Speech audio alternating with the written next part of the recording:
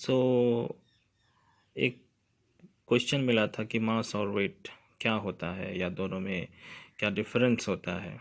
ठीक है, ये चीज़ एक्सप्लेन करने का कोशिश किया गया है यहाँ पे। तो उसको एक्सप्लेन करने के लिए हम दो क्वेश्चन ले लेते हैं। एक आदमी दूसरे से पूछ रहा है व्हाट इज़ योर हाइट, तो ये कहता है 5'2", मतलब 5 फीट 2 इंच।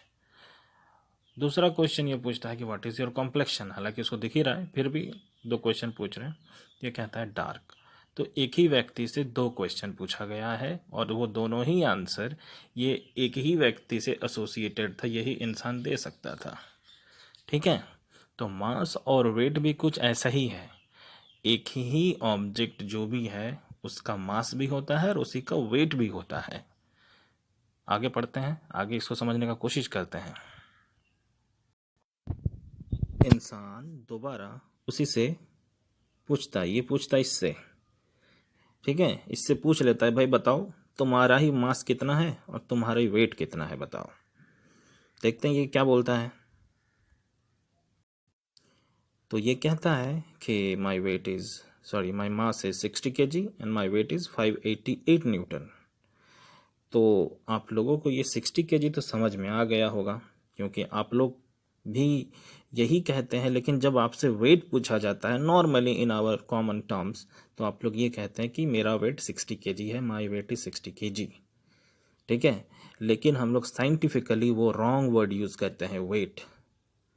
हम लोगों को ये बोलना चाहिए कि my mass is something kg, कुछ भी kg 50 मतलब 40 kg 30 kg, वो हम लोग एक्चुअली मास बताते हैं। पर कॉमन टर्म में हम लोग वेट ही बोलते हैं। पर when we are going to study science then we will use the right term.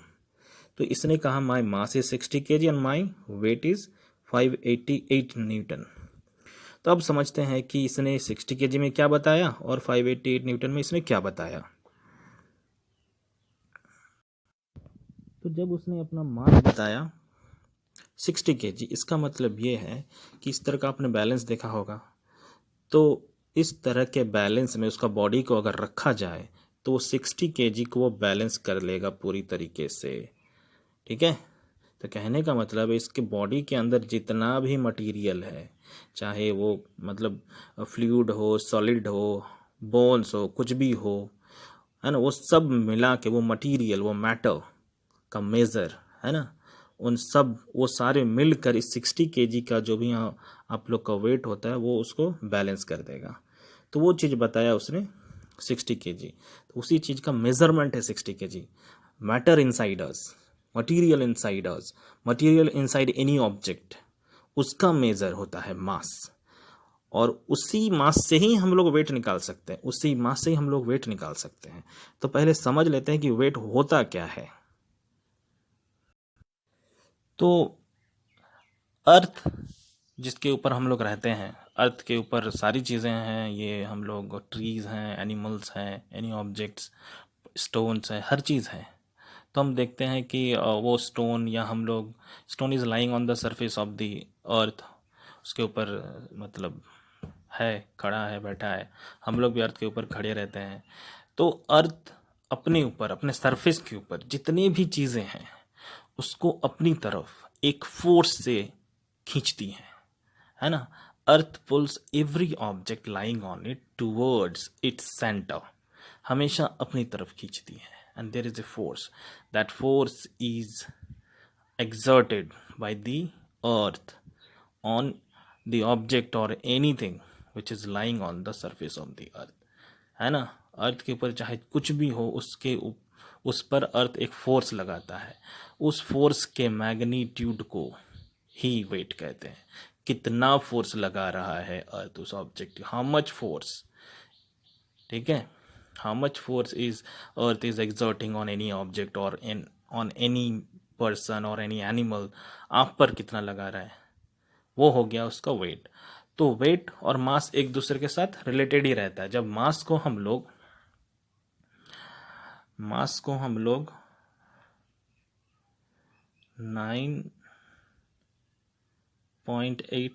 से मल्टीप्लाई कर देते हैं, है ना, जो कि एक्सेलरेशन है, कांस्टेंट एक्सेलरेशन है, एक्सेलरेशन ड्यू टू ग्रेविटी, उससे मल्टीप्लाई कर देने से ही उसका वेट मिल जाता है।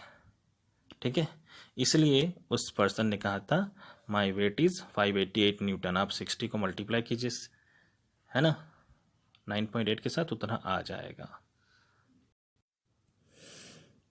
तो देखिए अर्थ यहाँ कह रही है I am pulling you with 588 newton force towards me. Earth कहता है कि मैं तुमको इस फोर्स से अपनी तरफ खींच रही हूँ। तो ये हो गया उसका वेट, ये हो गया उसका वेट। ठीक है, इसलिए यहाँ वेट, तो अभी शायद आप लोग समझ में आ गया होगा कि वेट एक्चुअली फोर्स होता है that is applied by earth on any object. और जो मास होता है वो तो material inside it, inside any object, है ना, measure of material inside any object. और दोनों का एसआई यूनिट में भी देखिएगा अंतर आ जाएगा। वेट का होता है आपका एसआई यूनिट न्यूटन होगा क्योंकि ये फोर्स होता है, और उसका होगा मास का होता है केजी।